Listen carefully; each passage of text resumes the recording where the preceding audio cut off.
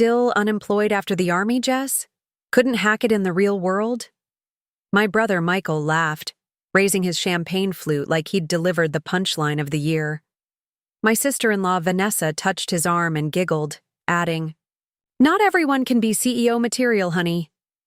The rest of my family erupted in laughter that echoed across the upscale restaurant's private dining room. I sat at the far end of the table, separated from them not just by distance, but by worlds of understanding. The crystal chandelier above us cast golden light across their self-satisfied faces, highlighting every smirk, every knowing glance they exchanged at my expense.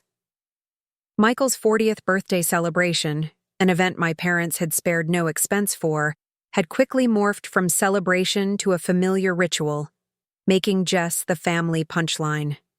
I ran my finger along the rim of my water glass, watching the light refract through the crystal. They had no idea that 3 months ago, through a series of strategic investments and a silent buyout, I had acquired majority ownership of Archer Industries, the family company my grandfather started, my father expanded, and my brother now supposedly ran. They didn't know that their paychecks, their bonuses, their company cars, and expense accounts now ultimately required my signature. They saw only my faded jeans, my simple button-down shirt, my unassuming presence. In their eyes, I was just poor Jess, the family disappointment who threw away her potential on military service and came back broken. The black sheep who couldn't hold down a real job afterward. To Michael, my father boomed from the head of the table, raising his glass, the true heir to the Archer legacy, the son who understood what matters in life, building on what came before, not running away from it. His eyes never drifted toward me as he spoke. Why would they? In his mind, I'd chosen to abandon the carefully mapped future he'd planned for all of us when I enlisted after college, instead of joining the family business. My mother dabbed the corner of her eye with her napkin, her diamond bracelet catching the light. "We're so proud of you, sweetheart. Archer Industries has never been stronger." The irony of her statement made me take a longer sip of water to hide my expression. Archer Industries had been hemorrhaging money for the past 5 years thanks to my brother's mismanagement and my father's refusal to modernize, a fact I'd discovered during my due diligence before the acquisition. Remember when Jess said she was going to find herself in the military? My cousin Ryan chimed in, using air quotes and nearly spilling his third martini. "How's that working out for you, cuz? Found yourself living in that shoebox apartment yet?" More laughter rippled through the room, though my aunt at least had the decency to look slightly uncomfortable. In the past, I would have defended myself. I might have mentioned my 2 tours of duty, the bronze star that sat in a box in my dresser drawer, or the specialized cybersecurity skills I'd acquired during my service. I might have tried to explain that my shoebox apartment was a deliberate choice, not a necessity. I could have pointed out that my brother's apparent success rested on foundations my grandfather built and goodwill my father had established, neither of which Michael had earned himself. But tonight, something was different. Tonight, I felt strangely calm as their barbs bounced off me like raindrops off a sealed window. Their words couldn't touch the truth I carried. So I smiled. Not the tight defensive smile of past family gatherings, but something genuine that reached my eyes for the first time in years. "You know, I'm doing just fine," I said quietly, my voice somehow cutting through their laughter. The table didn't go silent. That would have required them to actually listen to me. But Michael caught my eye, perhaps noticing something different in my demeanor. "Yeah? Finally get a real job?" he asked, gesturing to a waiter to refill his champagne. "Or are you still doing that freelance computer whatever?" My mother interjected before I could answer. "Darling, I wish you'd let your father find you something at the company. Even in administration, you need stability, not these odd jobs you keep taking." I took another sip of water, mentally reviewing the acquisition paperwork I'd signed 12 weeks earlier. The complex series of shell companies and investment groups I'd established after leaving the military had allowed me to move completely undetected, working through intermediaries who reported only to me. Not even the board knew the true identity of their new majority shareholder, just that the mysterious Atlas Group had acquired controlling interest and was quietly examining operations from the inside out. "I appreciate the concern, Mom," I replied, my calm unnerving her in a way my previous defensiveness never had. "But I've found my path." "Path to where?" Michael scoffed. "You live like a college student, drive a 10-year-old car, and as far as I can tell, don't even have a 401k. Meanwhile, I just closed the Peterson deal." He raised his glass again, clearly expecting another round of congratulations. What he didn't know was that the Peterson deal was exactly what had created the opening for my acquisition. His reckless approach had almost bankrupted a 70-year-old company, requiring an influx of capital that I had provided through my carefully constructed network. The board had been only too happy to accept the lifeline I'd thrown them, not realizing they were handing control to the very family member they all dismissed. "The Peterson deal." "Right." I nodded, knowing it had been a catastrophe that I was still cleaning up behind the scenes. "Congratulations." My father mistook my knowledge for confusion. "It's business, Jessica. Nothing you'd understand. Complex negotiations, millions at stake. Not everyone's cut out for that world." I thought about the negotiations I'd led in dark rooms overseas, where the stakes weren't measured in dollars, but in lives. I thought about the cybersecurity firm I'd built after leaving the service, the one that operated so discreetly that even my family didn't understand what I actually did for a living. They assumed computer whatever meant I was fixing laptops or designing websites, not securing government contracts or developing proprietary security systems. "You're right, Dad. Not everyone's cut out for it," I agreed, causing him to blink, in surprise at my lack of argument. Vanessa, never one to miss an opportunity to twist the knife, leaned forward. Her designer dress probably cost more than I chose to spend on clothes in a year, though I could have bought the entire store if I'd wanted to. "Jess, honey, have you thought about going back to school? Maybe get a practical degree this time?" Michael knows some people at the community college who could help. The table broke into laughter again, and I let it wash over me, studying their faces one by one. My brother, smug and self-important, already slightly flushed from champagne. My father, still powerful in his 70s but oblivious to how his company was actually performing. My mother, who had never forgiven me for choosing a path she couldn't brag about at her charity luncheons. Vanessa, who had married into money and position and guarded both like a hawk. Cousins, aunts, uncles, all comfortable in the hierarchy that placed me firmly at the bottom. None of them knew that tomorrow morning, the board would receive the first official communication from Atlas Group's new CEO, me. None of them realized that while they mocked my modest lifestyle, I had been carefully positioning myself to save the very company they were running into the ground. They couldn't see that their judgment was based on appearances I deliberately maintained, choices I made to stay under the radar until the time was right.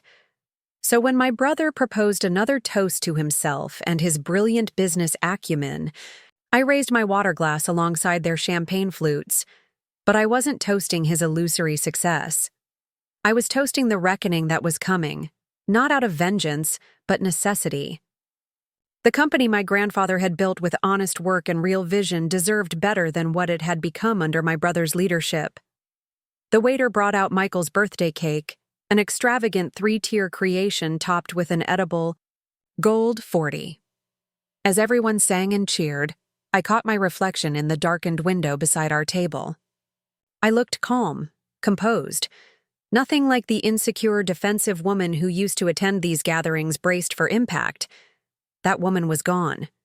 In her place stood someone they didn't recognize yet, someone who had outgrown their approval and their scorn alike. Tomorrow, everything would change. But tonight, I would sit quietly through the rest of this performance, watching the final act of a play where none of the actors realized the theater itself had already changed ownership. And for the first time in years, that thought brought me peace. I left Michael's birthday dinner before they cut the cake. No dramatic exit, no slammed doors or tears, just a quiet excuse about an early morning, a polite thank you to my parents, and the soft click of my sensible boots against the marble floor as I walked away. Outside, the night air felt cleaner somehow. I stood on the sidewalk in front of Le Chateau, an overpriced restaurant my brother had chosen to impress his friends, and took a deep breath. The city skyline sparkled against the darkness, office buildings where people like my family measured success in square footage and corner offices. I used to look at those buildings and feel small. Tonight, I looked at them and saw only structures, some sound, some hollow at their core. In my pocket, my phone buzzed with an email from my attorney confirming the final preparations for tomorrow's board announcement. I didn't need to read it. Every detail had been triple-checked, every contingency planned for. The paperwork making me the majority owner of Archer Industries was ironclad. My identity as the head of Atlas Group would be revealed precisely at 9 a.m., when the board members received their official notification simultaneously. It hadn't been a rash decision, despite what my family would inevitably claim tomorrow. It wasn't about revenge or proving something. The realization had come gradually, building over years of watching from the periphery as my brother and father made increasingly dangerous business decisions. I could have walked away entirely. God knows I'd earned that right after everything I'd been through.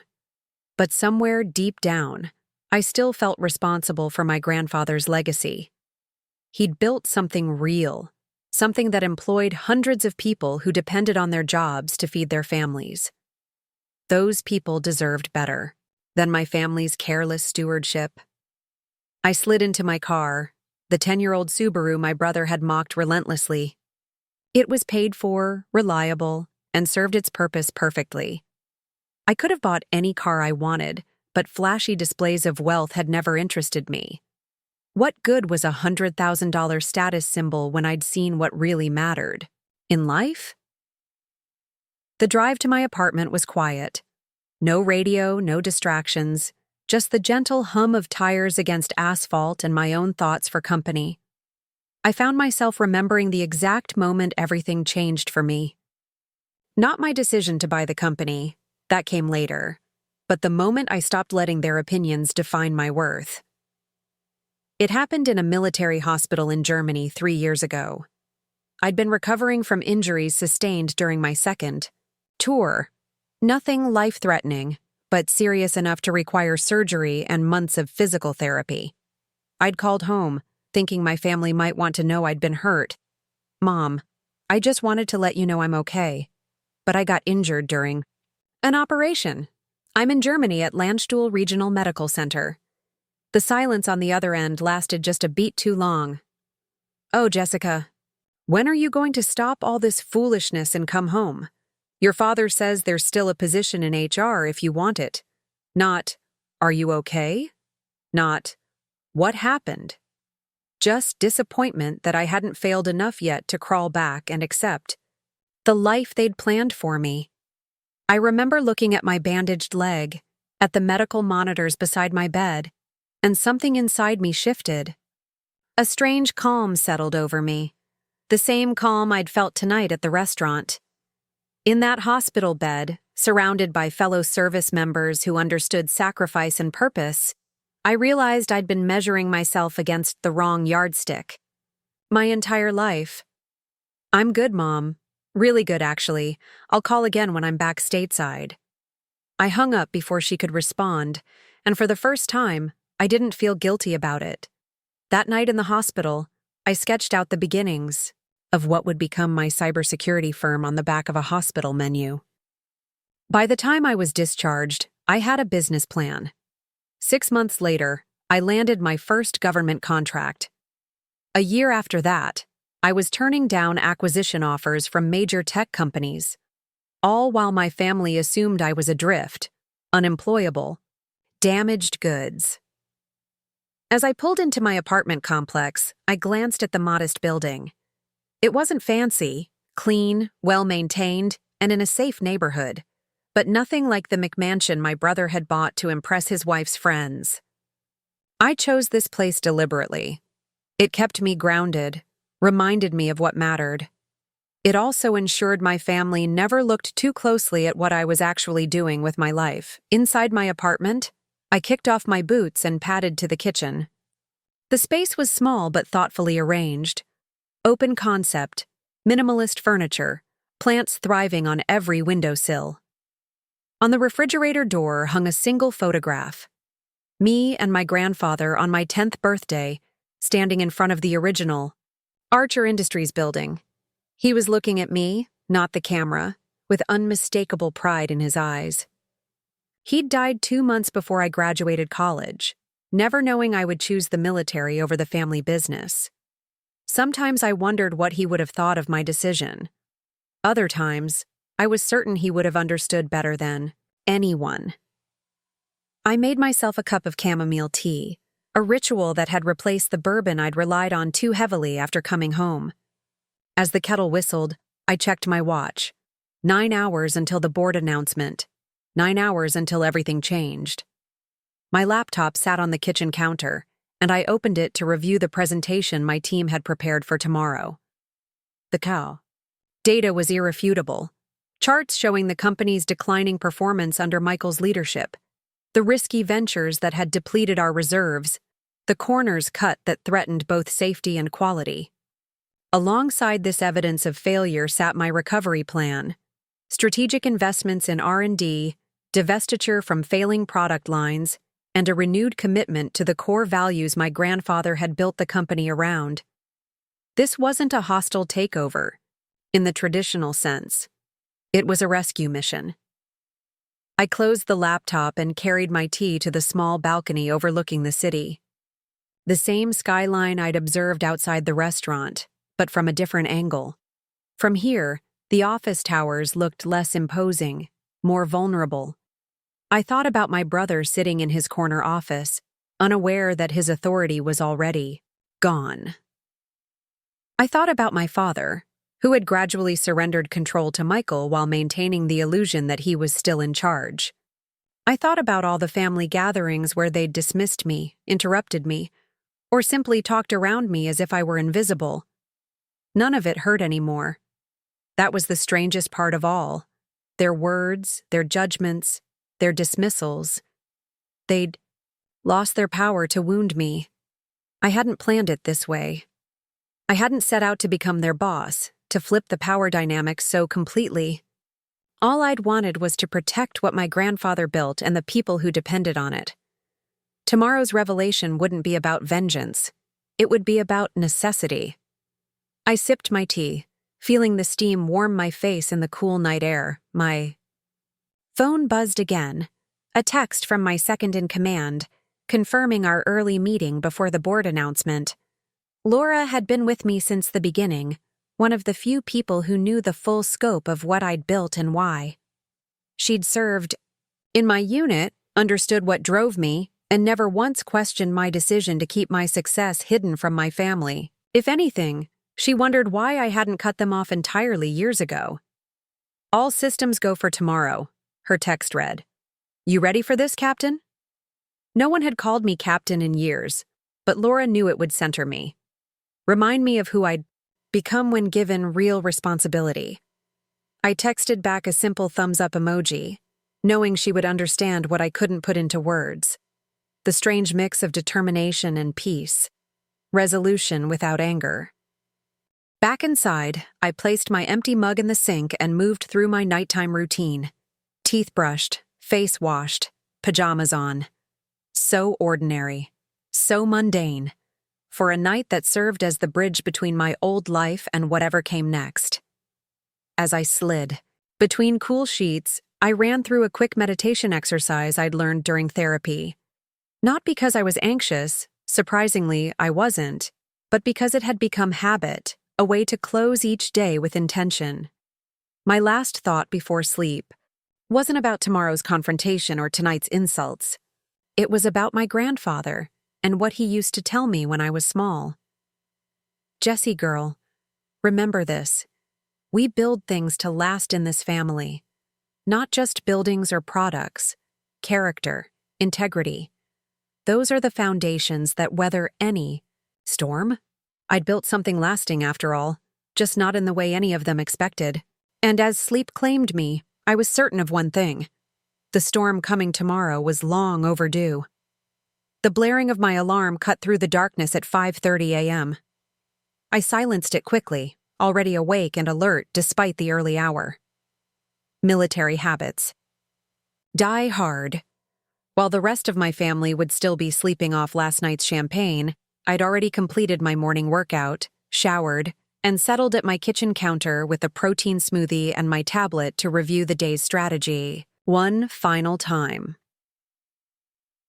As I scrolled through the documents that would reshape Archer Industries, memories surfaced unbidden. A lifetime of being the family afterthought condensed into sharp, vivid snapshots. I was 11 when I first realized my place in the family hierarchy. It was career day at school, and I'd begged my father to come, speak about Archer Industries. He'd promised he would, marked it on his calendar while I watched. The morning of the presentation, I sat straight-backed in the front row, watching the door while my classmates' parents took turns describing their jobs. When my turn came, the teacher called my name twice before gently suggesting we move on to the next student.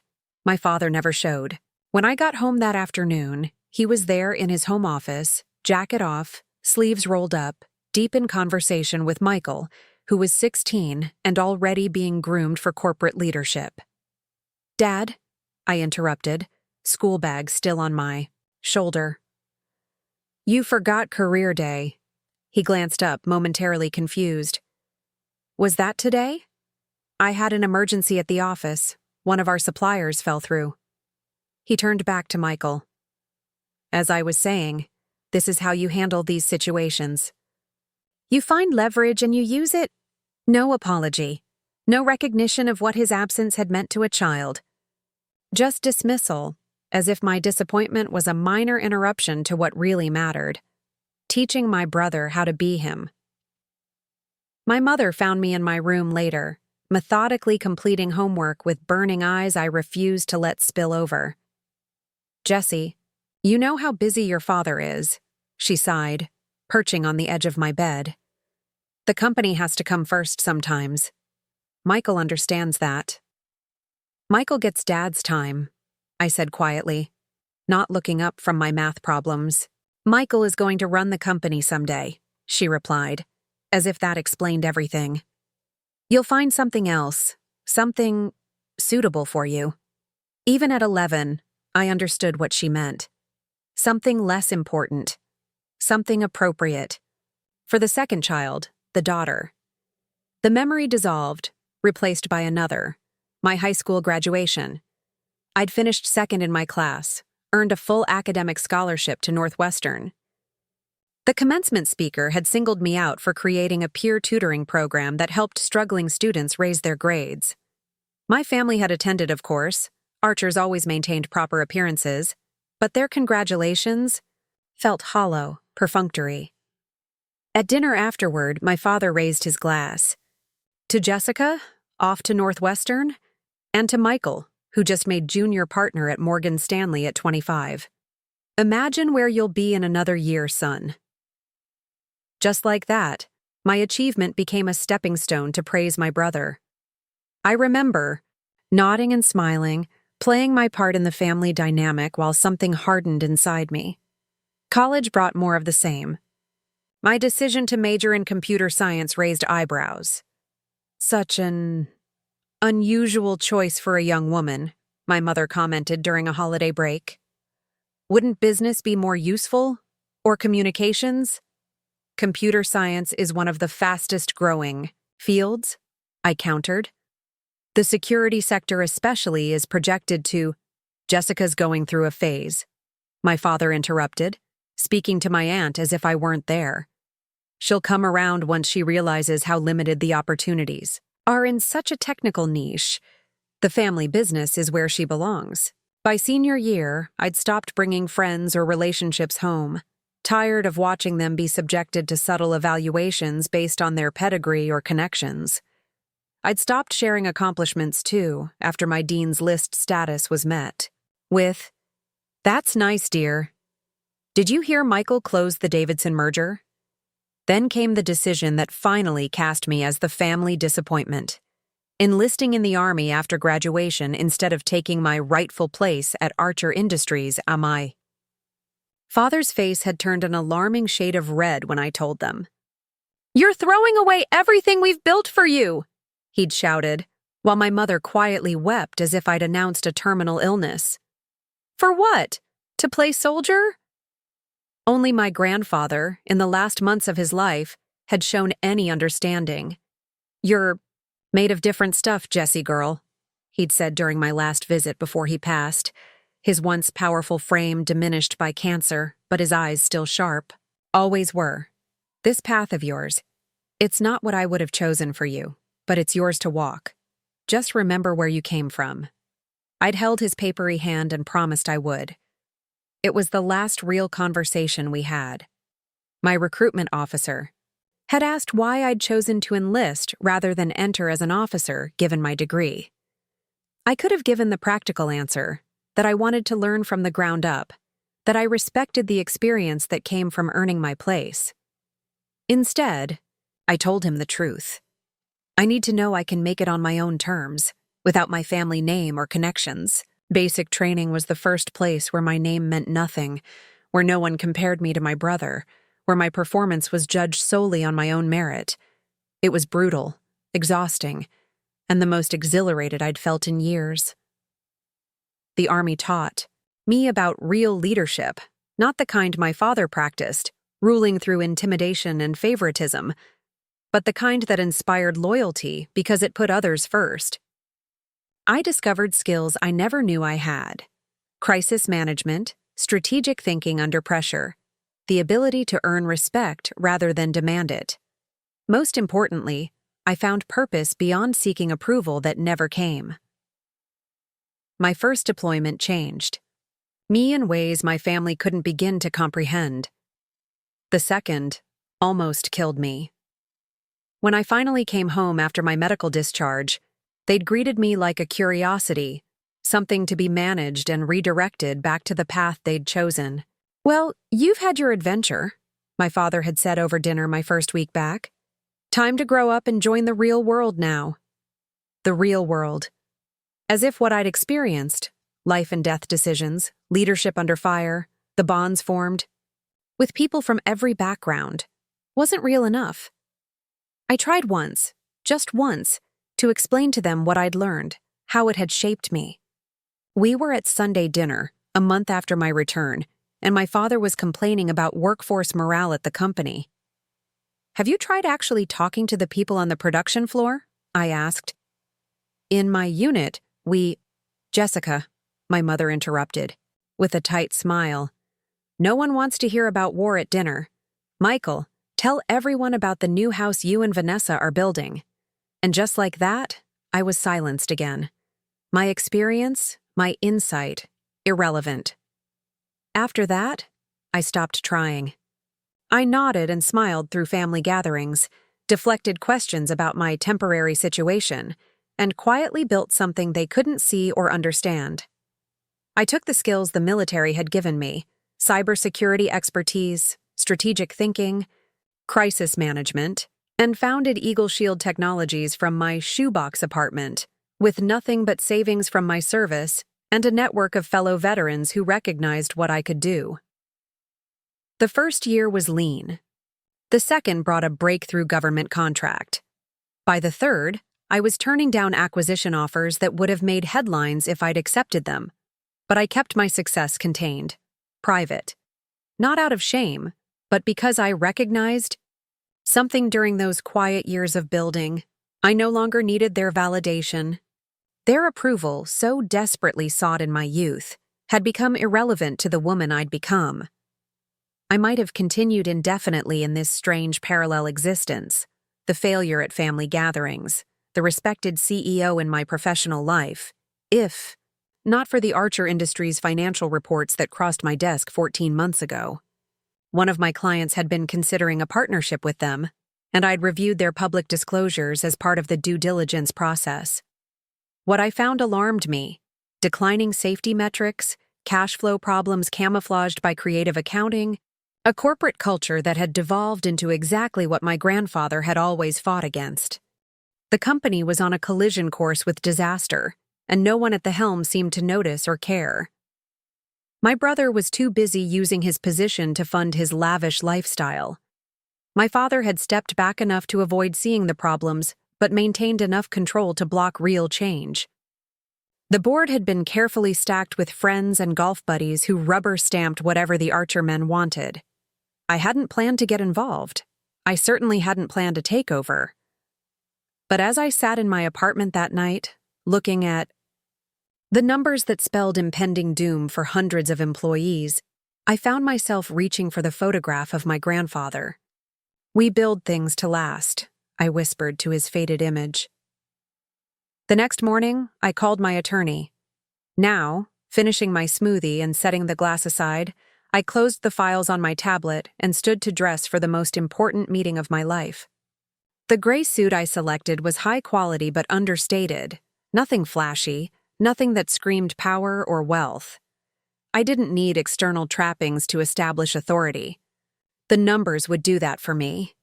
As I fastened my grandfather's watch around my wrist, the only inheritance I'd accepted from him, I caught my reflection in the mirror. The woman who gazed back wasn't the dismissed daughter or the family disappointment. She was calm, collected, and completely prepared for what was coming.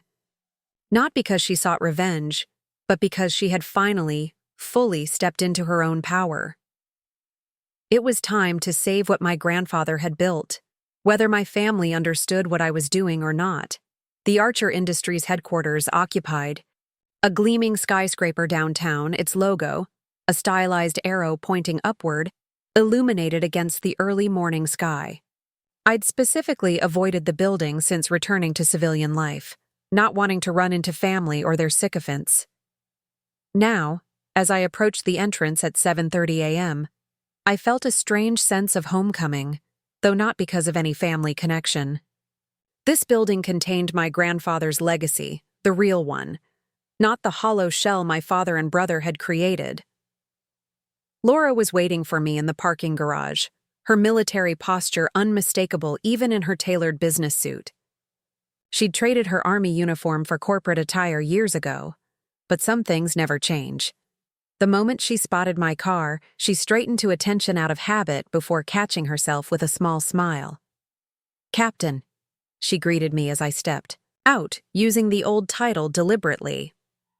"Sergeant," I replied with equal formality, the ritual as familiar as breathing. Then we both broke into genuine smiles and embraced briefly. "Ready to deploy?" she asked, falling into step beside me as we headed for the private elevator that would take us to the conference room we'd reserved.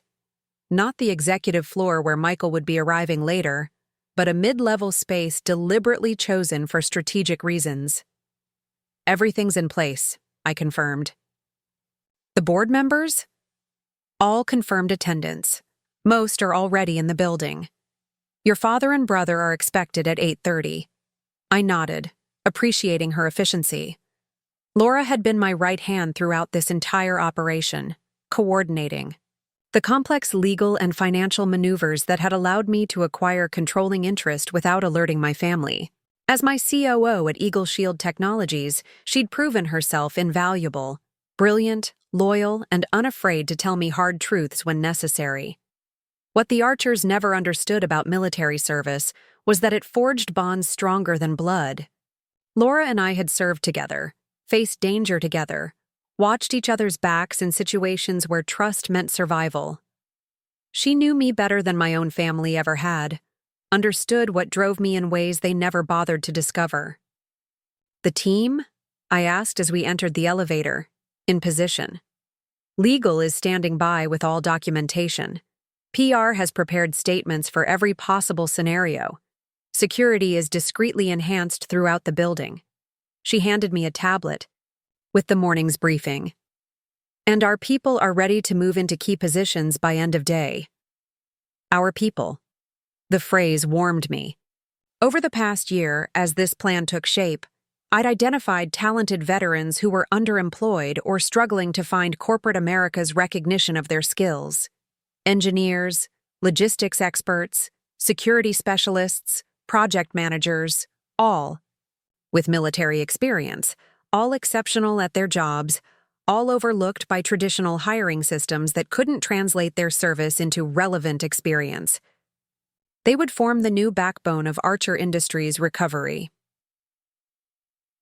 The elevator doors opened onto the 28th floor, and we stepped into a hallway decorated with the company's history, photographs chronicling 7 decades of growth, beginning with my grandfather in front of his first small factory. I paused at that image, studying his face. He looked so young, so determined, standing proudly in shirt sleeves rolled up to show arms strong from actual work, not carefully maintained by personal trainers. He'd be proud, Laura said quietly, following my gaze. Of the takeover? I asked. Genuinely uncertain. Of you, she corrected. Foreseeing what needed to be done and having the courage to do it? We continued down the hall to the conference room where our team had already assembled. 6 people, all veterans, all experts in their fields, all part of what I'd built while my family assumed I was floundering. I'd chosen each of them personally, not just for their skills, but for their integrity. They stood as we entered, not out of corporate formality, but from genuine respect. As you were, I said automatically, earning small smiles around the room. Some habits never fade. Marcus, our chief legal counsel and a former JAG officer, approached, with final documents for my review. Everything's in order, he confirmed. The moment you sign these, we can proceed with the announcement. I took the folder from him, feeling the weight of it, literally and figuratively. Inside were the papers that would formally transfer control of Archer Industries to Atlas Group and reveal Atlas Group's true ownership. Once signed, there would be no going back. The board members are assembling in the main conference room. On 30, reported Diane, our head of operations. Your father arrived early. He's in his office. Michael hasn't arrived yet. That didn't surprise me. Michael was habitually late, considering it a power move to keep others waiting. He didn't realize how much it revealed about his character, his disrespect for others' time, his assumption that the world would accommodate his schedule. My father, for all his faults, at least understood the value of punctuality. I moved to the window, looking out over the city as it came to life below. Somewhere in that skyline was my modest apartment, the shoebox my family mocked. They never understood that I chose that life, that simplicity was a preference rather than a limitation. The covert operation to acquire Archer Industries had required significant capital, yes, but even before that, I'd lived below my means by choice. Eagle Shield Technologies had become profitable within 18 months of its founding. By year 3, we were handling cybersecurity for government agencies and Fortune 500 companies. I could have bought a penthouse, driven an imported sports car, draped myself in status symbols, all the things my family valued. Instead, I invested, saved, and built something sustainable. My family never asked what I actually did. They assumed computer whatever meant low-level IT work, perhaps freelance website development. They never Googled me, never looked into Eagle Shield, never showed any interest in my actual life. If they had, they might have found the industry awards, the government contracts, the glowing profiles in technology publications that carefully avoided using my photograph at my request. I'd kept my success private, not out of shame, but initially, out of self-preservation. I needed to build on my own terms, without family interference. Later, as Eagle Shield grew, the separation became tactical.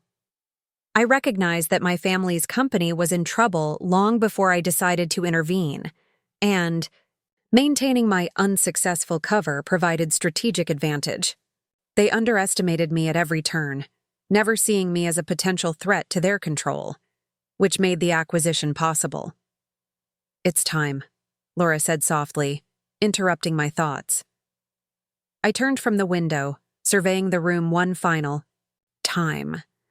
These people had followed me into this battle without hesitation, believing in my vision for what Archer Industries could become again. They deserved to understand the full picture before we proceeded. "Before we go upstairs," I said, gathering them with a glance, "I want to be clear about something. This isn't about revenge." Marcus shifted uncomfortably. "With all due respect, Captain, after what we've heard about your family's treatment of you, it's not about revenge," I repeated firmly. "It's about responsibility. My grandfather built this company on principles my father and brother abandoned. Quality work, fair treatment of employees, honest business practices, the Archer name used to mean something in this city besides wealth and status." I moved to the center of the room, making eye contact with each team member. "We're not here to embarrass anyone or settle scores. We're here to save 300 jobs, restore the company's integrity, and honor its original mission. The fact that my family will be surprised is incidental, not the goal." The team nodded, understanding. They knew me well enough to recognize I meant every word. This wasn't some elaborate revenge fantasy. It was a necessary intervention. The company was 6 months from serious financial trouble, 18 from potential bankruptcy, all hidden behind creative accounting and my brother's salesmanship. That said, I added with the ghost of a smile, I won't pretend I'm not looking forward to seeing their faces when they realize who's been behind Atlas Group all along. This earned a ripple of knowing laughter. They'd seen the documents, the financial reports, the evidence of mismanagement. They understood what we were up against, and why it had to be me who stepped in. "The board is fully assembled," Diane reported, checking her tablet. "Michael just arrived. They're ready for the Atlas Group representative whenever you are." I nodded, picking up the leather portfolio containing my presentation materials. Let's not keep them waiting. As we filed toward the elevator that would take us to the executive floor, I felt a strange calm settle over me. This moment had been 14 months in the making, methodically planned and precisely executed. There was no uncertainty left, no room for doubt. The company needed new leadership, and I was the right person to provide it, not because of my last name, but despite it. Laura fell into step beside me as we entered the elevator. "Just like that night in Kandahar," she murmured. Walking into a situation everyone else thought was unwinnable. I smiled slightly at the comparison. She wasn't wrong.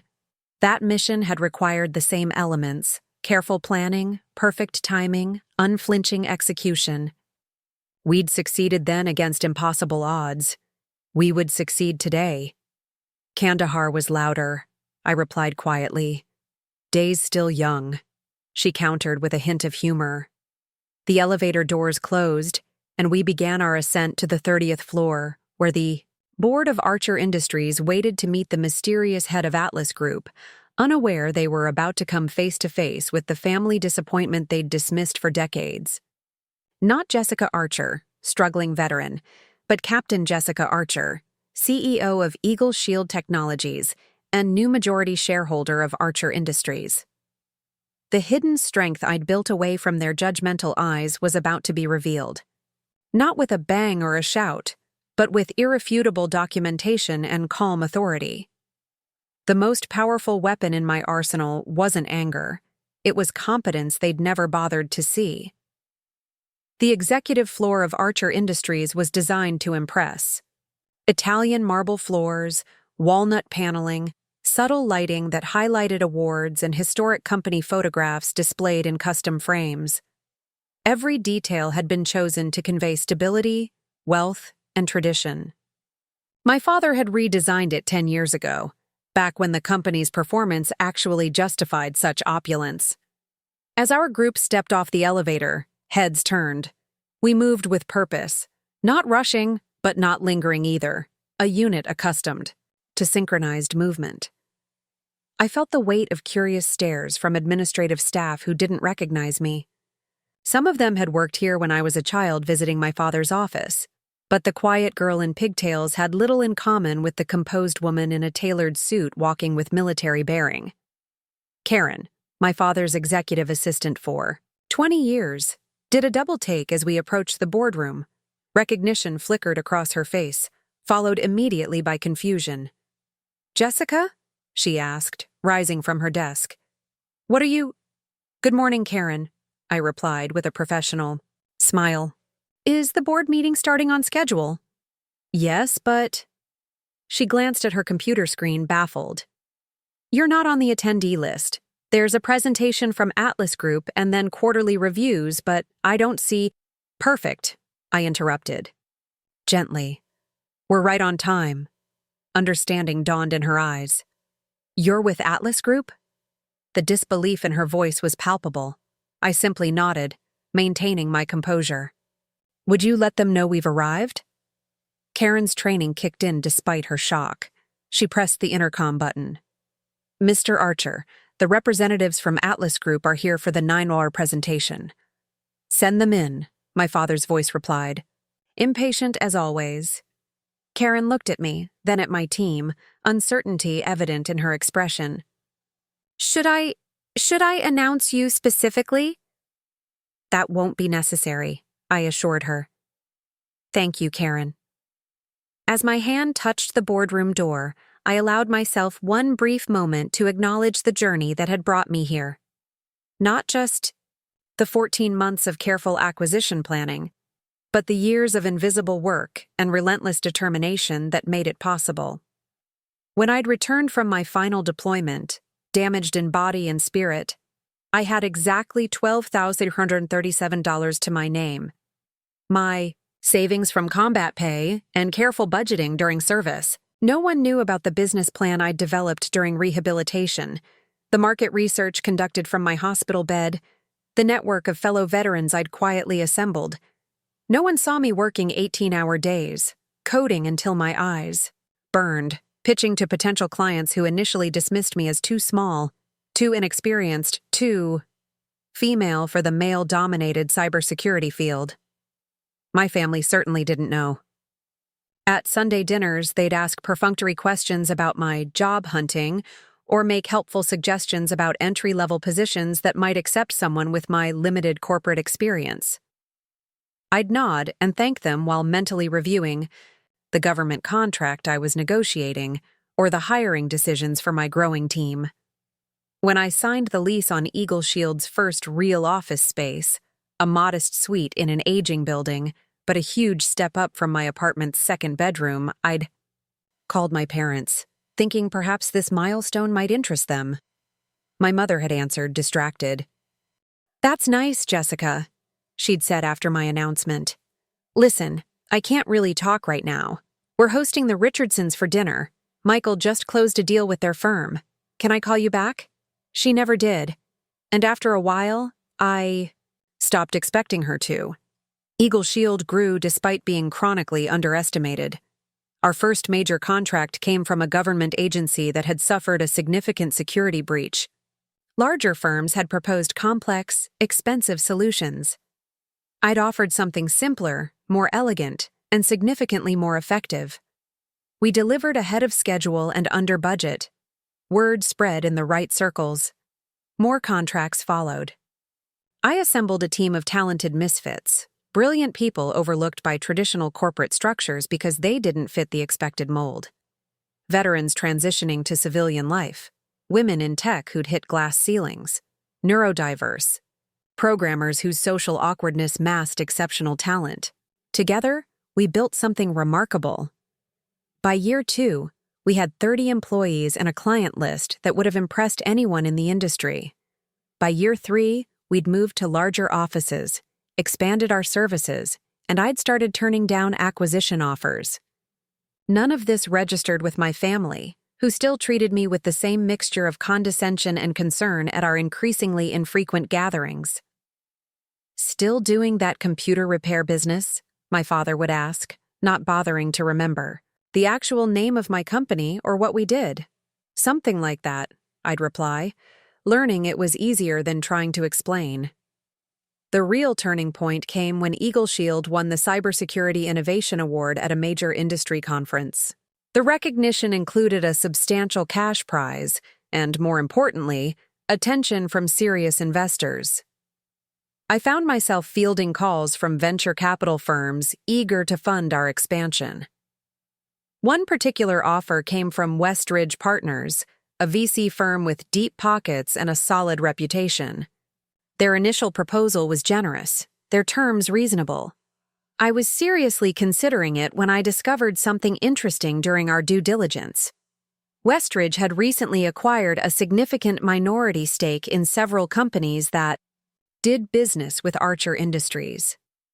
That connection led me to look more closely at my family's company for the first time in years. What I found disturbed me. Beneath the glossy annual reports and my brother's PR victories lay troubling indicators. Safety incidents covered up, quality control measures bypassed to cut costs, loyal employees pushed out when they raised concerns. My grandfather's ethos of integrity had been systematically dismantled in the pursuit of short-term profits. I declined Westridge's offer and instead used our company's success to secure more favorable financing elsewhere. With that capital, Eagle Shield expanded again, moving into private sector security consulting while maintaining our government contracts. I purchased a small technology firm to acquire their proprietary software, then another to expand our hardware capabilities, all while living in my modest apartment, driving my practical car, and letting my family believe I was barely getting by. The irony wasn't lost on me. While Michael threw lavish parties in his mansion and my father collected luxury watches, I was quietly amassing the resources that would eventually allow me to save the company they were destroying. Their perception of my failure gave me the perfect cover to operate unnoticed. When I finally decided to acquire Archer Industries, the plan unfolded with military precision. I established Atlas Group as a private investment vehicle, carefully structured to obscure its ownership. I approached the board through intermediaries, positioned as a white knight as the company's financial troubles began to surface. I negotiated terms that appeared generous, and were compared to what other potential acquirers would have offered for a company in Archer's deteriorating condition.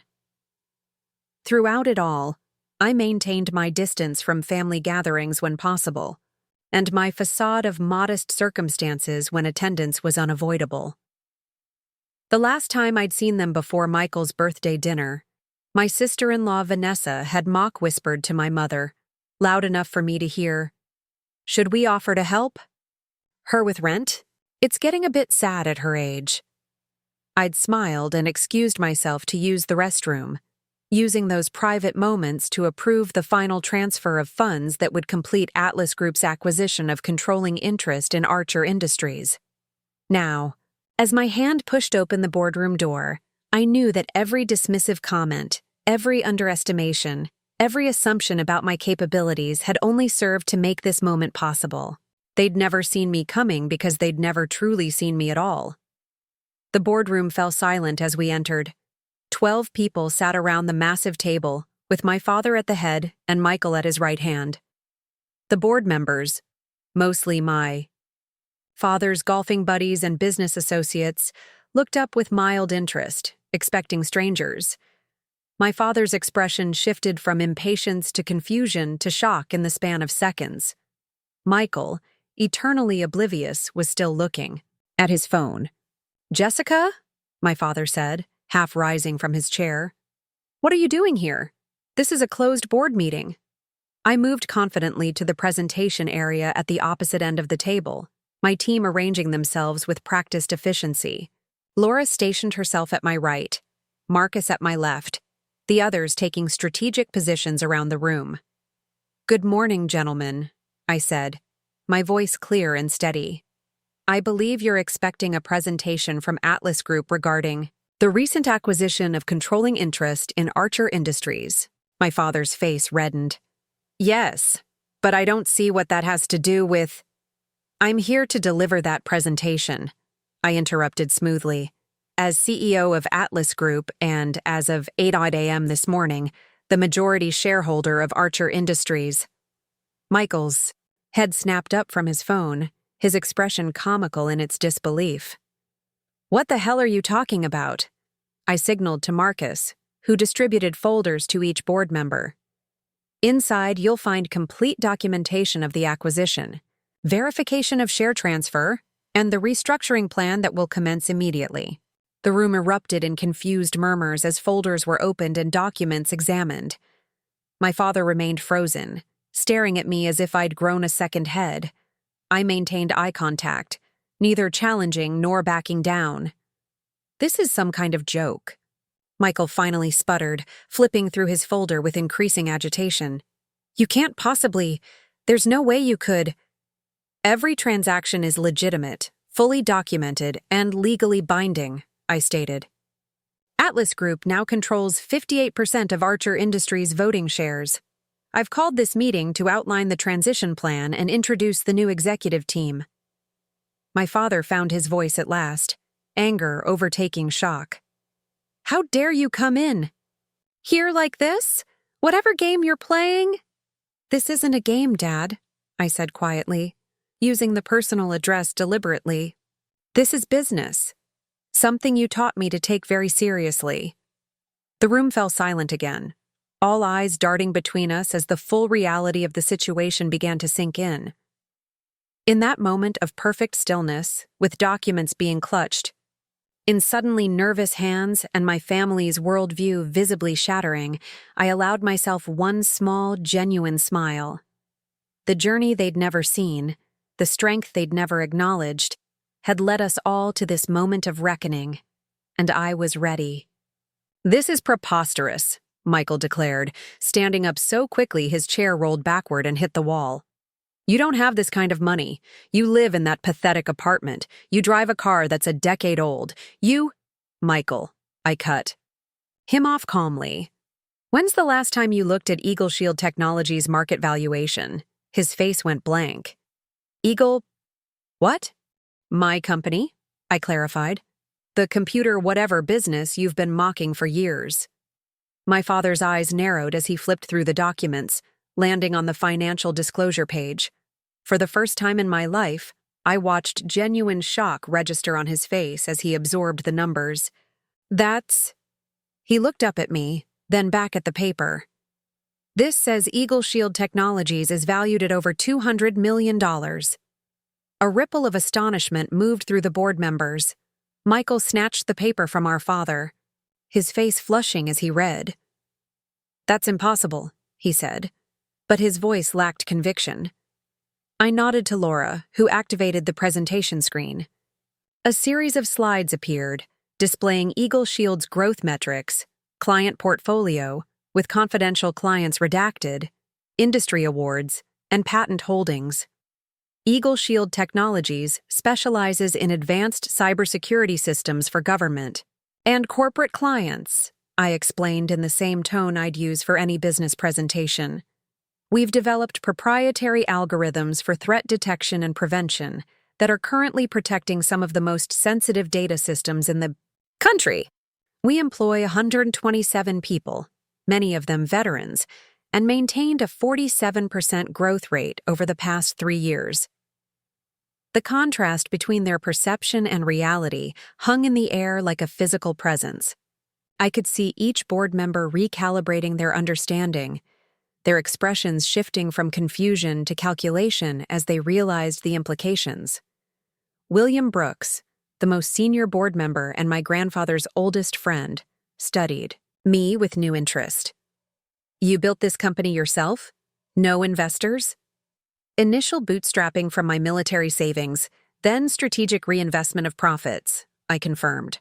"We took on limited outside capital in year 3, but I maintained majority control.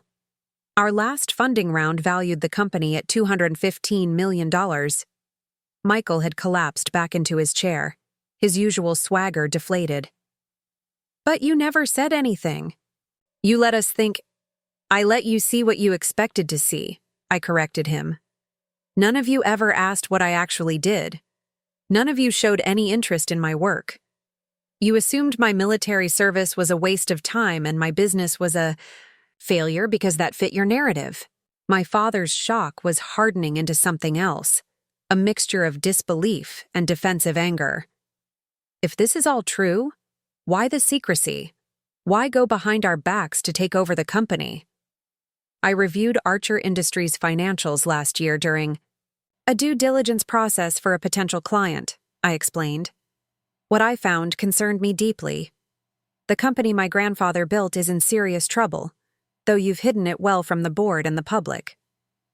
I signaled Laura again, and the screen changed to display a series of graphs showing Archer's declining metrics: safety incidents, quality control failures, employee turnover, true profit margins stripped of accounting manipulations. These numbers tell the real story, I continued as the board members leaned forward, many seeing these figures for the first time.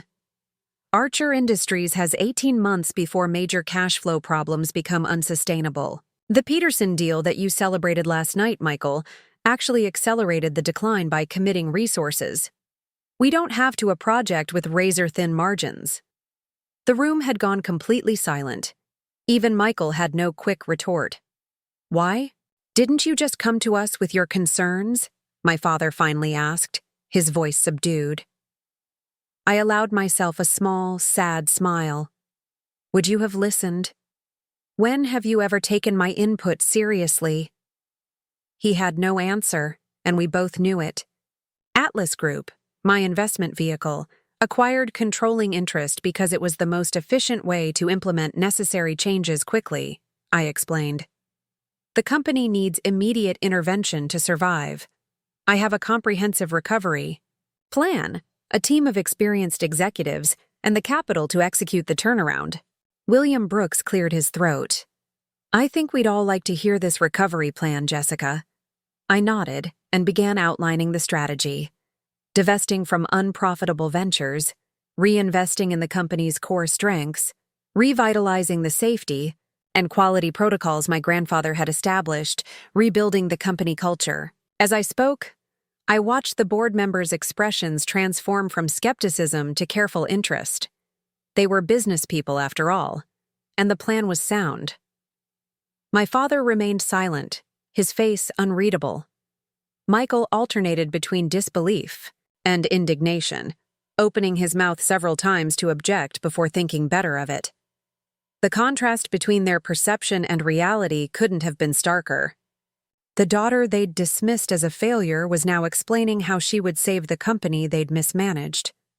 The military service they'd considered a waste of time had provided the leadership skills and strategic thinking now being deployed to rescue my grandfather's legacy.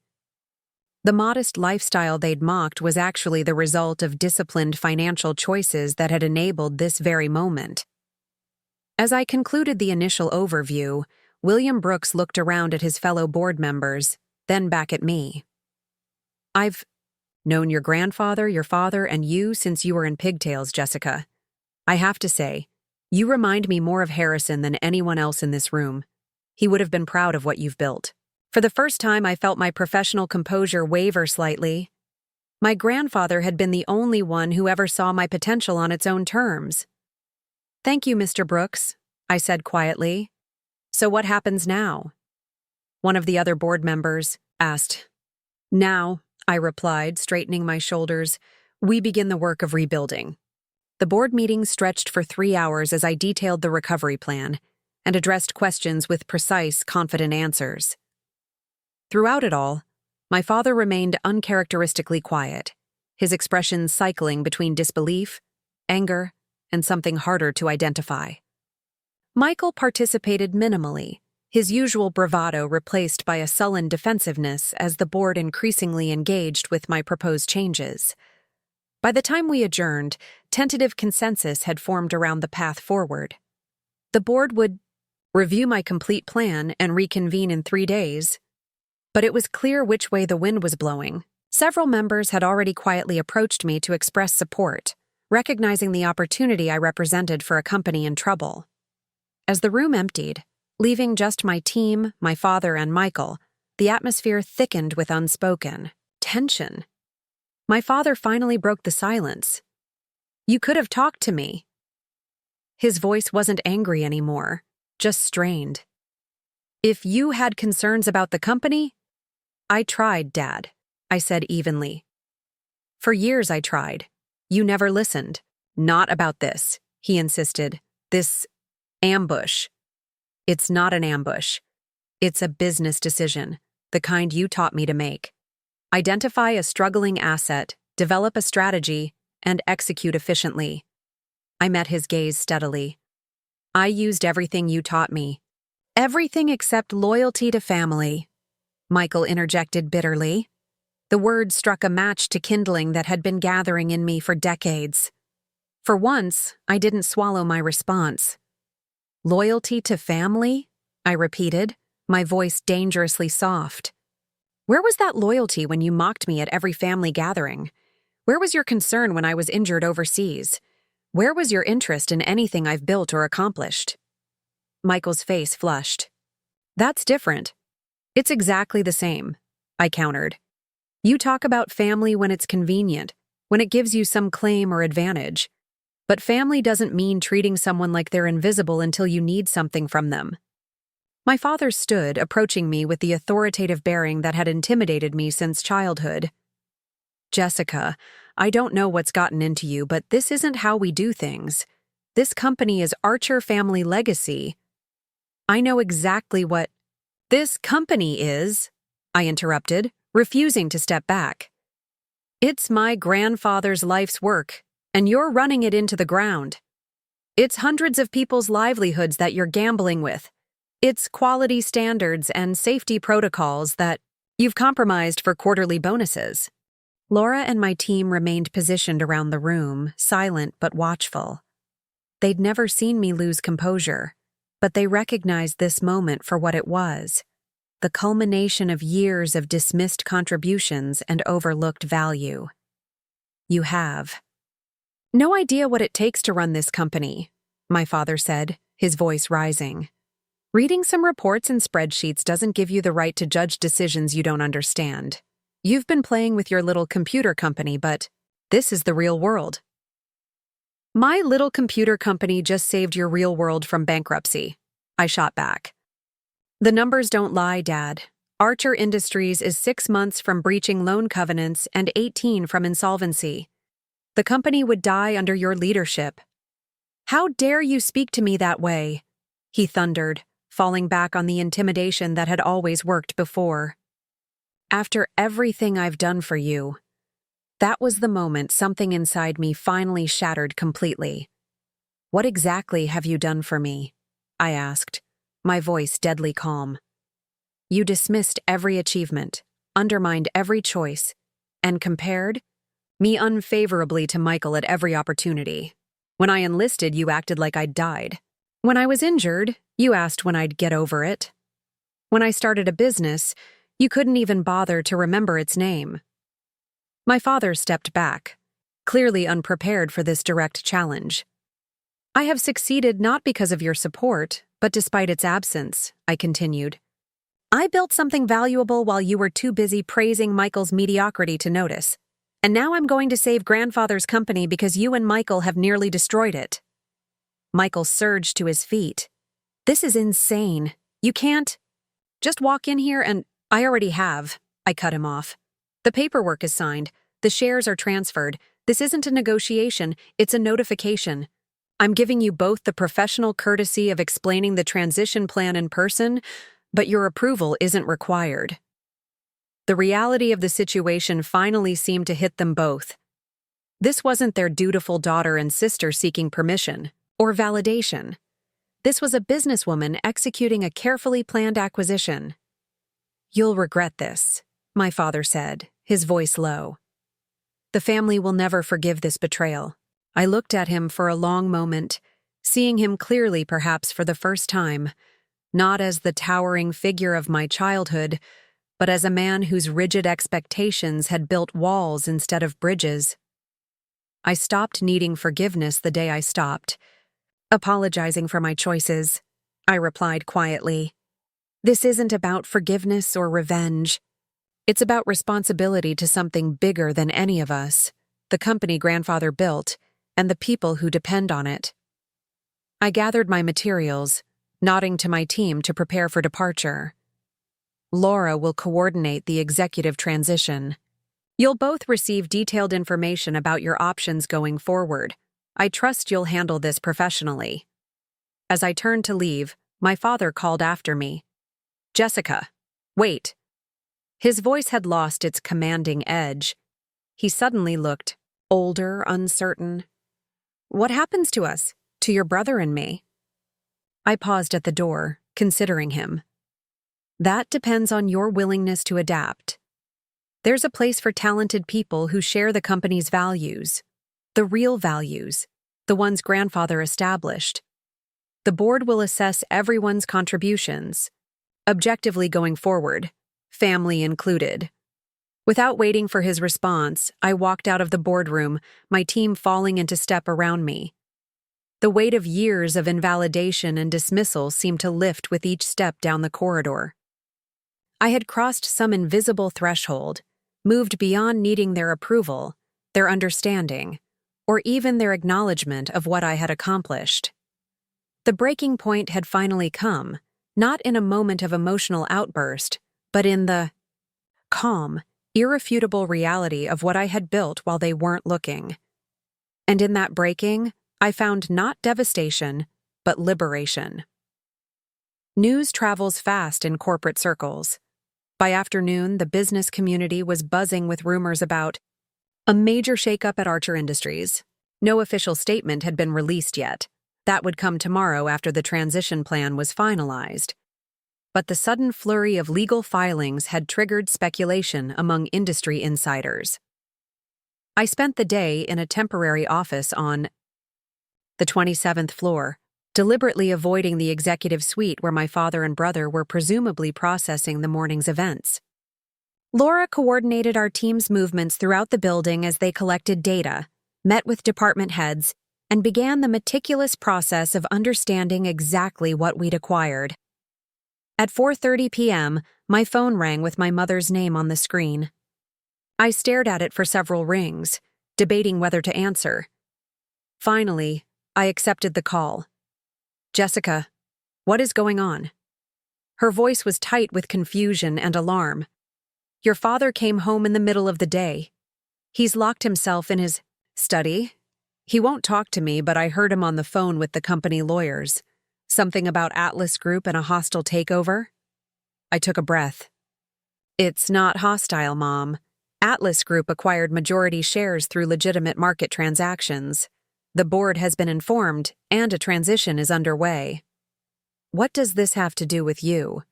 Why is your father saying you've betrayed the family? I am Atlas Group, I said simply. I founded it as an investment vehicle. I now control Archer Industries. The silence that followed lasted so long I checked to make sure the call hadn't dropped. That's not possible, she finally said. You don't have that kind of money. You're barely getting by in that little apartment. Even now, facing direct evidence that contradicted her perception, she clung to the narrative they'd created about me. It was almost impressive in its stubbornness. Mom, I'm the founder and CEO of Eagle Shield Technologies. We're a cybersecurity firm valued at over $200 million. I've been successful for years. You just never bothered to ask about my actual work. Another long pause. Why didn't you tell us? Would you have believed me? I asked. Or would you have found some way to dismiss it, the way you dismissed everything else I've ever accomplished? That's not fair, she protested, but her voice lacked conviction. Isn't it? When was the last time you or Dad showed genuine interest in my life? When was the last time either of you asked a question about my business and actually listened to? The answer? She had no response, which was an answer in itself. I need to go, Mom. There's a lot of work to do here. I'll call you tomorrow after the official announcement. I ended the call before she could respond, not trusting myself to maintain professional composure through further conversation.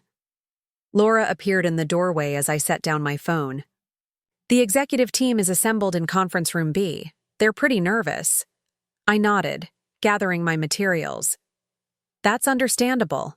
Let's put their minds at ease, at least for those who've been doing their jobs properly. The executive team of Archer Industries consisted of 12 people, 6 senior vice presidents, 4 division heads, a CFO, and a COO. Most had been hired during my father's tenure, though a few dated back to my grandfather's leadership. They rose as I entered, their expressions ranging from wary curiosity to outright anxiety. I recognized most of them from company events I'd attended before enlisting, though few would remember the quiet teenage girl observing from corners. One face stood out: Patricia Chen, VP of Operations, who had started as an engineer during my grandfather's time. She'd always treated me with kindness when I visited the office as a child, explaining processes and answering my questions when others brushed me aside. "Thank you all for coming on short notice," I began, taking position at the head of the table. "I'm Jessica Archer, CEO of Atlas Group and now majority shareholder of Archer Industries. Some of you may remember me as George Archer's daughter, but today I'm here in my capacity as your new chief executive." Murmurs rippled through the room. Patricia studied me with knowing eyes, a small smile playing at the corners of her mouth. "I understand this comes as a surprise," I continued. "To address your most immediate concern, this acquisition is not about downsizing or asset stripping. It's about returning Archer Industries to the principles of excellence and integrity that my grandfather established." I laid out the transition plan in clear, concise terms, emphasizing continuity where appropriate and necessary changes where performance had slipped. Throughout my presentation, I watched their expressions shift from apprehension to cautious optimism as they realized I wasn't the corporate raider they'd feared. When I finished, Patricia was the first to speak. "I worked with your grandfather for 15 years. He talked about you often, you know. Said you had the same curiosity about how things worked, the same attention to detail. He would have been pleased to see you here today." Her words carried weight with the others, providing context and legitimacy that my surname alone couldn't confer. The tension in the room visibly decreased. "What happens to George and Michael?" asked James Westfield, the CFO who had helped obscure the company's financial troubles. His nervousness was understandable, given what I'd discovered in the books. "They've been offered roles commensurate with their skills," I replied diplomatically. "The board will make final determinations on executive positions based on performance and merit, not family connections." The implication was clear. Those who had earned their positions would keep them. Those who hadn't would not. As the meeting concluded, executives filed out with new assignments and a clearer understanding of the path forward. Patricia lingered behind. "He knew, you know," she said when we were alone. "Your grandfather, he saw what Michael was and wasn't. He worried about the company's future." I hadn't expected this revelation.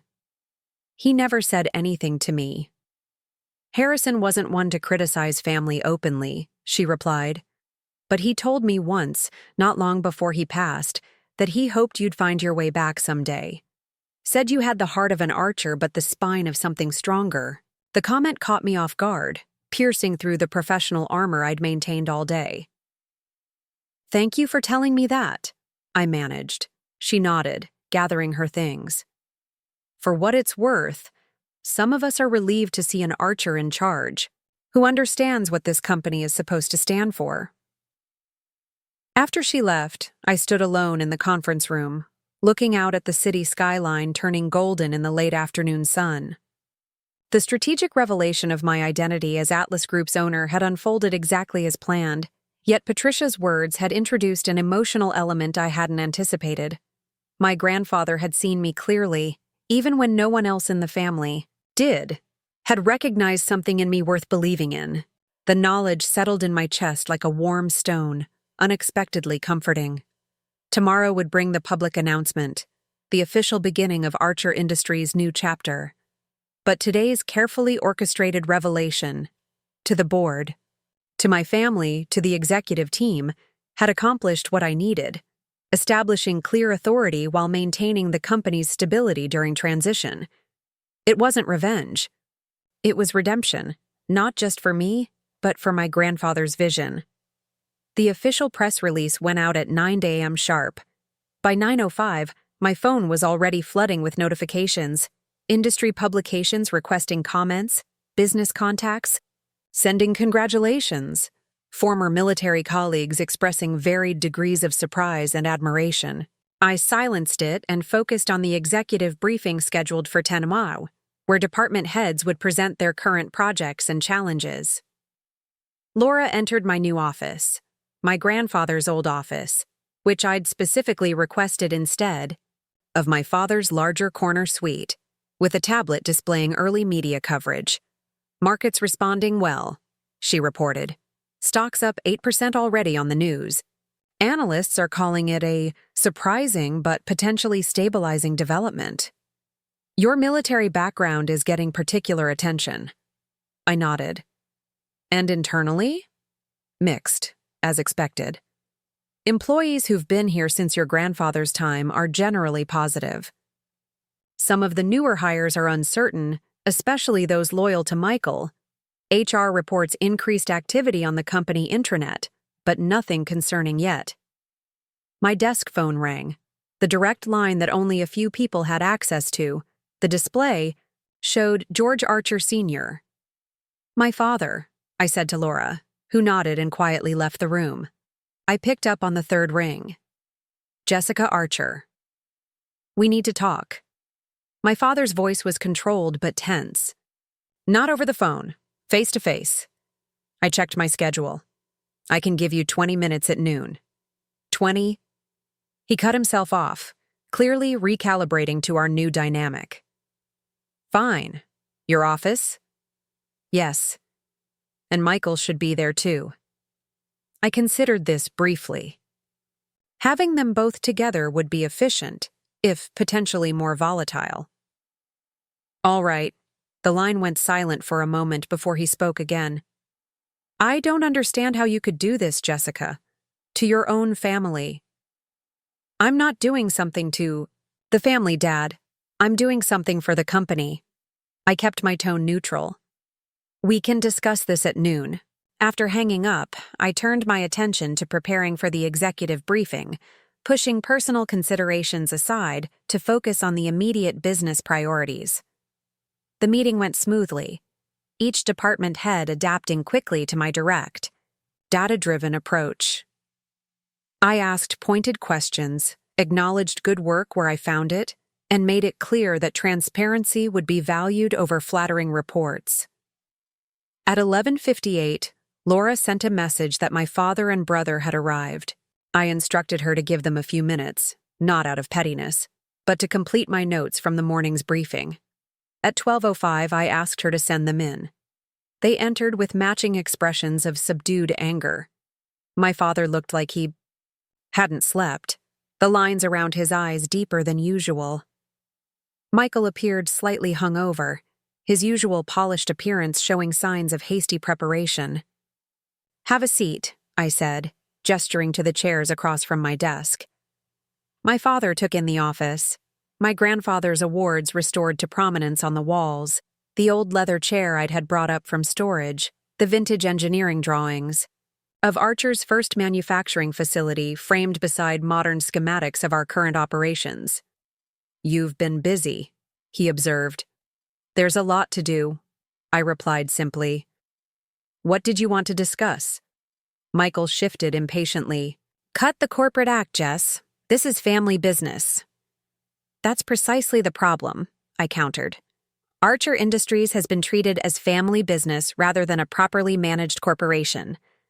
That ends now." My father leaned forward. "Jessica, I understand you're upset about how things have been between us, but this isn't the way to handle family disagreements. This isn't about family disagreements. It's about corporate governance, financial responsibility, and the future of this company." I opened a folder on my desk. "The board has reviewed my initial assessment and unanimously approved the recovery plan. Implementation begins today. The board works for the majority shareholder, my father pointed out. They'd approve whatever you put in front of them. Unlike some, I provided them with accurate information and a sound strategy. They approved it because it makes business sense, not out of fear or misplaced loyalty. Michael slammed his hand on the desk. This is ridiculous. You can't just waltz in here and— I already have, I interrupted calmly. Now let's discuss your options going forward. The power dynamic had shifted completely. In this room where countless decisions affecting the company had been made over decades, they were now visitors, supplicants, rather than authorities. The realization seemed to hit them both simultaneously. What options? My father asked, his voice suddenly tired. I laid out their choices clearly. They could accept redefined roles based on their actual skills and contributions, or they could accept generous severance packages and exit cleanly. Either way, their control of Archer Industries was over. Michael's face flushed with anger. This is how you repay everything we've done for you? By stabbing us in the back and taking over?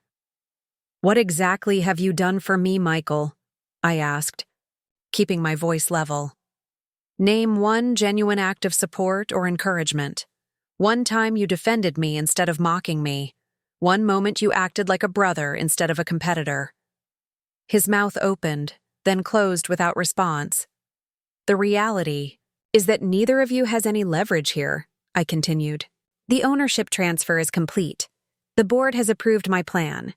The press announcement is already public. You can adapt to the new reality, or you can fight it and lose more than just your positions. My father studied me with new eyes, perhaps truly seeing me for the first time. You've changed. I grew up, I corrected him. I built something valuable. I learned how to lead effectively. None of that was visible to you because you never bothered to look. And now you want us to work for you? The idea clearly pained him. I want competent, committed people working for this company, I replied. If you can be those people, there are roles for you.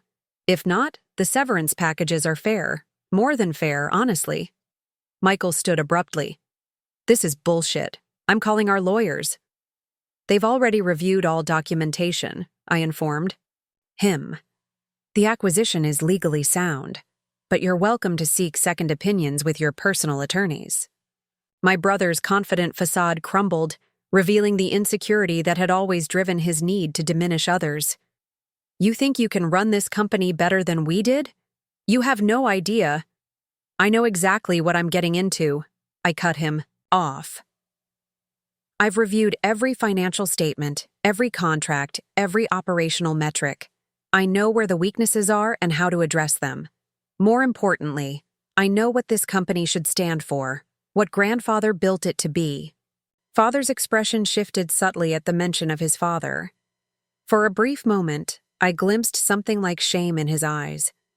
I need your decisions by the end of the week, I said, standing to signal the meeting's conclusion.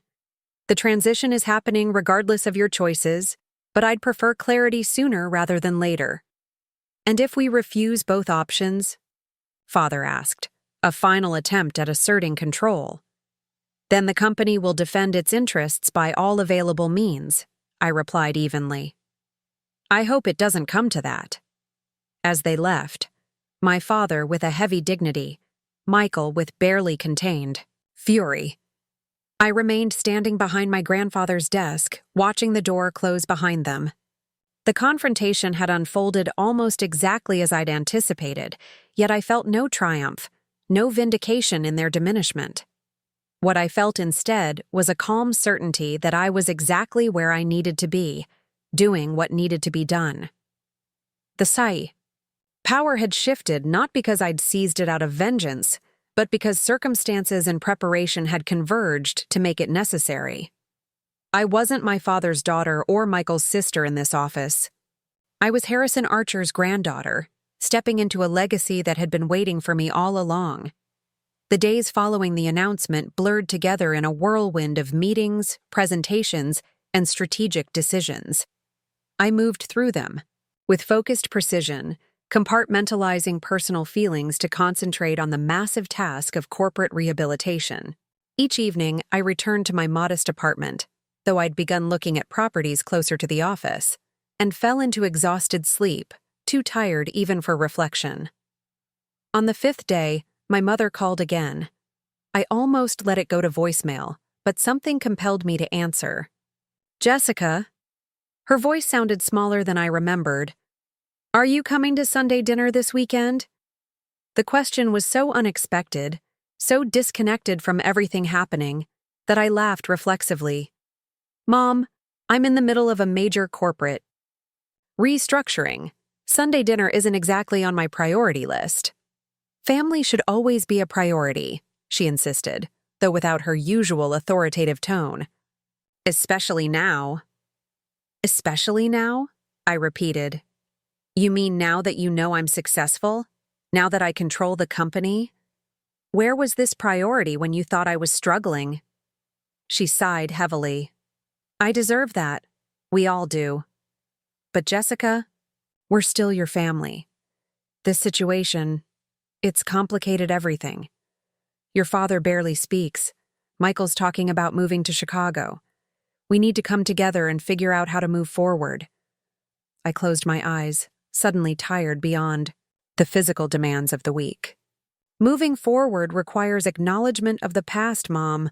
I'm not interested in another performance where we pretend everything's fine." "No performances," she promised. "Just, please, consider it." After we hung up, I sat at my kitchen counter, staring at the phone.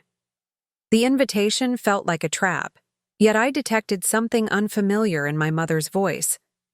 A hesitancy, perhaps even humility, that had never been there before. Laura's text interrupted my thoughts. Michael accepted the severance package. Legal finalizing paperwork now? That was unsurprising. Michael had never truly loved the company, only the prestige and benefits it provided. Given the choice between actual work under new expectations or a generous payout, he'd predictably chosen the latter. My father, however, remained undecided as the deadline approached. Patricia had mentioned seeing him in his office late at night, reviewing old files and project documents as if searching for something. The company rumor mill suggested he was building a case against me, but my legal team assured me there was nothing to find.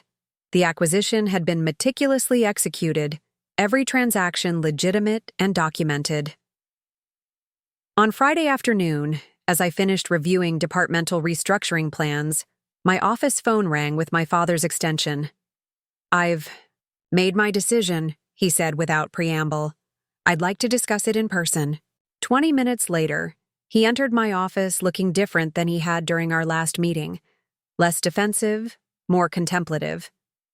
He carried a worn leather portfolio I recognized from my childhood, the one he'd always brought home filled with important documents. "I appreciate you making time," he began formally, taking a seat across from me.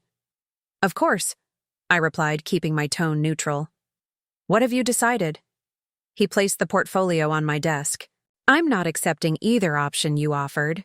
My eyebrows rose slightly. "Dad?" "Let me finish," he interrupted, but without hostility. "I've spent the past week thinking about this company, about family, about legacy, and about mistakes. The admission, for that's what it clearly was, caught me off guard. My father had never been one to acknowledge errors or shortcomings. "I've been reviewing projects from your grandfather's time," he continued, opening the portfolio to reveal yellowed papers and faded blueprints. "Harrison had a vision for this company that went beyond profit margins and market share. Somewhere along the way, I lost sight of that." I waited, unsure where this was heading. "So I'm proposing a third option." He extracted a document and slid it across the desk. "A special advisory role focused on reconnecting with the company's historical principles and original engineering standards. No executive authority, no board seat, just institutional memory and historical context, available if and when you find it useful." I skimmed the proposal he'd prepared, basically a consultant position with limited scope and clear boundaries. It was thoughtfully structured, respectful of the new hierarchy while preserving a connection to the company's past. This is unexpected, I admitted. Your grandfather always said I was a better engineer than businessman, he said with a hint of rueful acknowledgement. He was right. I never should have taken over as CEO after him, but I was too proud to admit it, too invested in appearances. I studied him carefully, searching for the manipulation or hidden agenda I'd grown to expect. Instead, I found something that looked remarkably like genuine self-reflection. Why this approach? I asked directly. Why not just take the severance like Michael? His gaze dropped to my grandfather's desk, his fingers tracing the edge lightly. Because unlike Michael, I do care about this company, always have, even when I was making mistakes running it. He paused. And because I owe Harrison better, I owe you better. The last words were barely audible, clearly difficult for him to articulate. I leaned back in my chair, considering his proposal. From a business perspective, having access to his historical knowledge could be valuable during the transition, provided his role was carefully defined and limited. From a personal perspective, well, that was more complicated. I'll need to think about this, I said finally. Review it with the board. He nodded, seemingly expecting this response. Of course. He rose to leave, then hesitated. There's something else. Your mother called about Sunday dinner. She called me too, I confirmed. I know it's asking a lot, he said carefully. But if you could see your way clear to coming, not for me, perhaps not even for her, but for the possibility of something different going forward. I think it could be important. The request hung in the air between us, weighted with decades of complicated history. Before I could respond, he added, I understand why you did what you did, Jessica. With the company. I don't like how it happened, but I can't argue with why. He picked up his portfolio.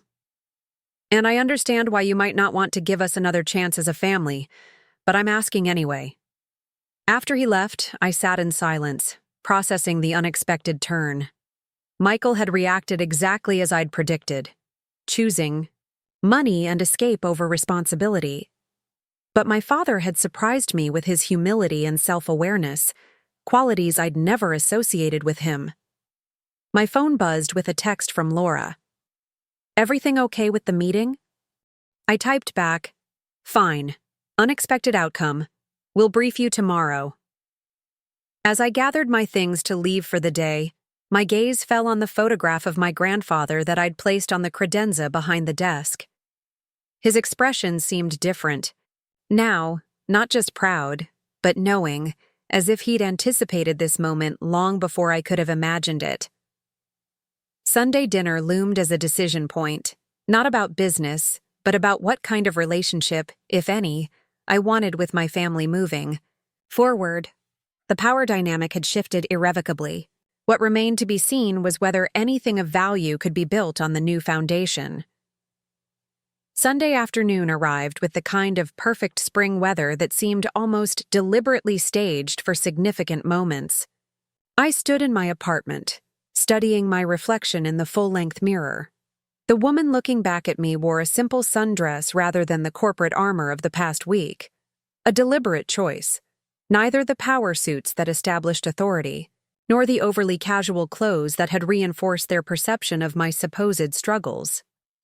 Are you sure about this? Laura asked from my couch, where she'd been providing moral support during my deliberation. She'd offered to drive me to my parents' house, concerned about my emotional state afterward.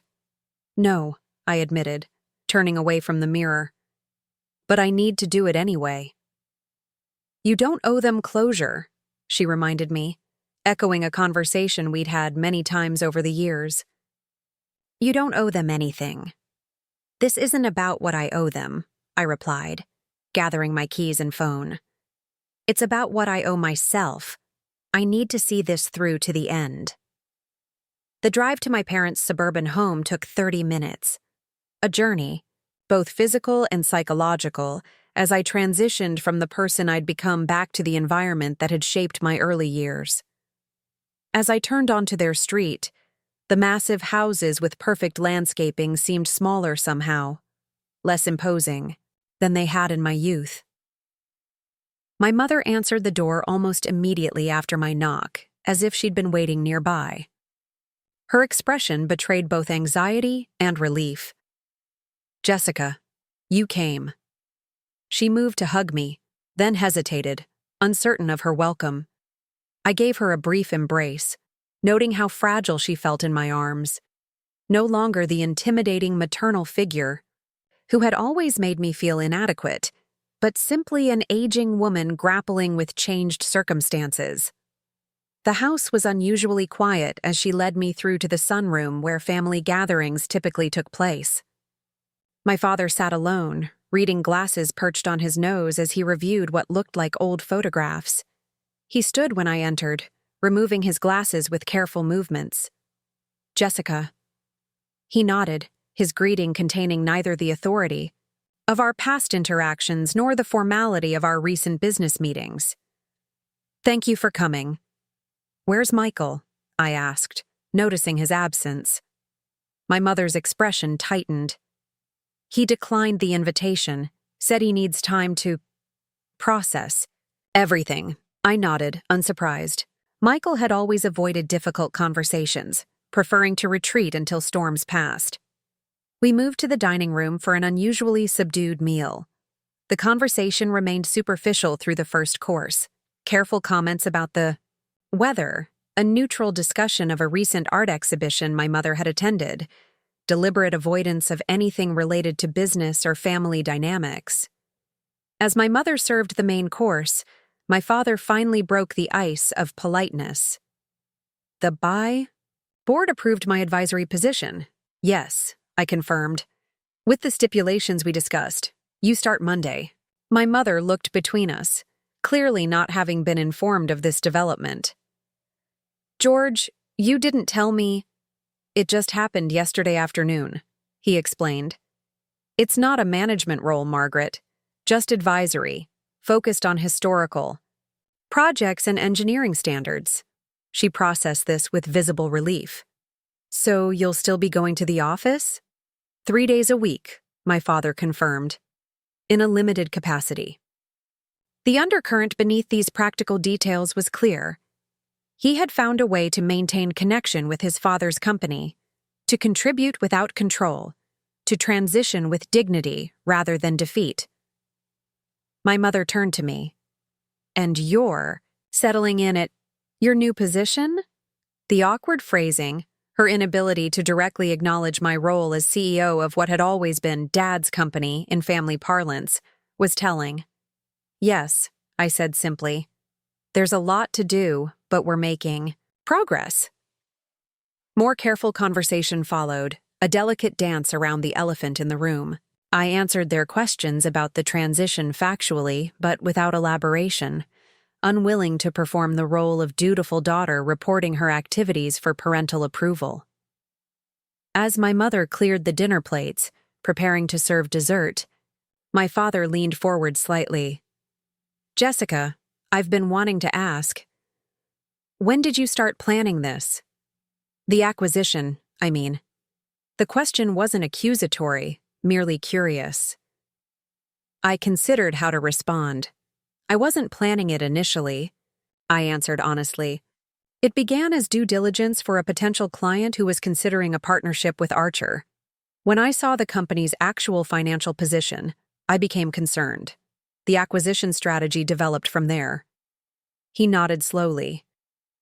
"And Eagle Shield, you built that completely on your own? No investors from our circles? No introductions from family connections?"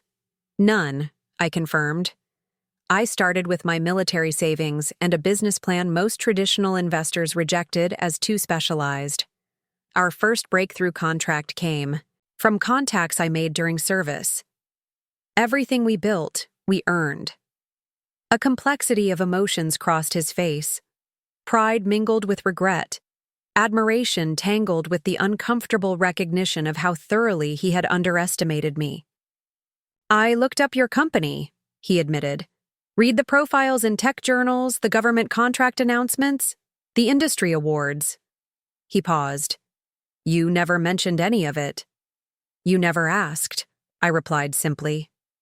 My mother returned with dessert, catching the last exchange. We should have, she said quietly, setting down the plates. Asked, I mean, about what you were really doing. This acknowledgement, small but significant, shifted something in the atmosphere. Not forgiveness exactly, but perhaps the first tentative step toward honest communication. As we ate dessert, I found myself studying them both with new perspective. My parents had always loomed large in my psyche, their approval the measure of success I could never quite reach. Now I saw them more clearly, flawed people who had parented according to their own limited understanding, who had valued what they recognized and dismissed what they didn't. Their power over me had never been absolute. It had existed because I granted it, because I measured myself through their eyes. I no longer needed to. The true victory wasn't taking control of the company, though that had been necessary and right. The victory was internal, the realization that their validation had become irrelevant to my sense of self-worth. I had built my confidence on concrete achievements, on leadership tested under pressure, on values that guided practical action rather than appearances. As I prepared to leave, declining coffee and citing early meetings the next day, my father walked me to the door while my mother remained in the kitchen. This went better than I expected, he admitted. It's a start, I replied, neither committing to nor rejecting future interactions.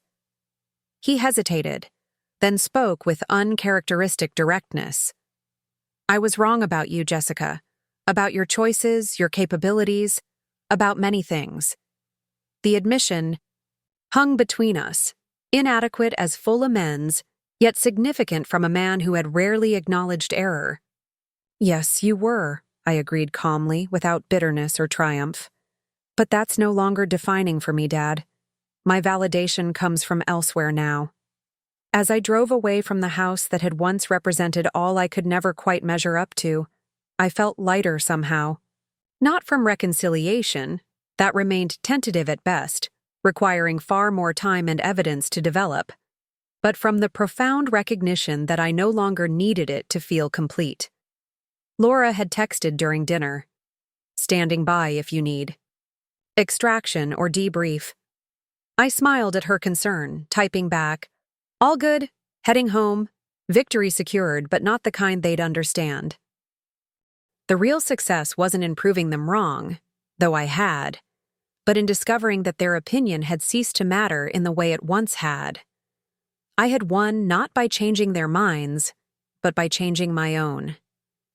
6 months passed in a blur of transformation. Archer Industries not only stabilized, but began to thrive under my leadership. Safety incidents dropped by 65%. Employee satisfaction scores rose to their highest levels in a decade. The market responded, with stock prices climbing steadily as our renewed commitment to quality and innovation became evident. My father settled into his advisory role with unexpected grace, offering valuable historical context without attempting to undermine my decisions. Michael eventually returned from Chicago, accepting a modest position in regional sales where his charm could be useful without giving him control over company policy. My mother and I established a careful new relationship, not the close bond she perhaps wished for, but a respectful connection based on who we were now, rather than the roles we'd played before. Sunday dinners became monthly, then occasional, no longer obligations, but choices. I moved to a comfortable penthouse closer to the office, not out of need for status, but for practicality. I still drove my reliable Subaru, much to the amusement of industry colleagues who expected the CEO of Archer Industries to arrive in something more ostentatious. On the anniversary of the acquisition, I stood in my grandfather's office, my office now, looking out over the city where his legacy continued. On my desk sat a framed photograph, me with my team at Eagle Shield, now a successful subsidiary of Archer, strengthening both companies through strategic integration. The woman who had once sat silently at family dinners absorbing their judgment had become the architect of a corporate renaissance, the leader who held the ground they stood on. Not through revenge or bitterness, but through competence, vision, and quiet determination. Success wasn't proving them wrong. It was building something right, something lasting, something worthy of my grandfather's name and my own standards. I had found my peace not in their approval, but in the solid foundation of knowing exactly who I was and what I had built. If you enjoyed this story of hidden strength, quiet determination, and ultimate triumph, subscribe to my channel for more inspirational content that reminds us all. Sometimes the people who are underestimated are building the most extraordinary things in silence. Hit that subscribe button now to never miss another story of personal victory and transformation.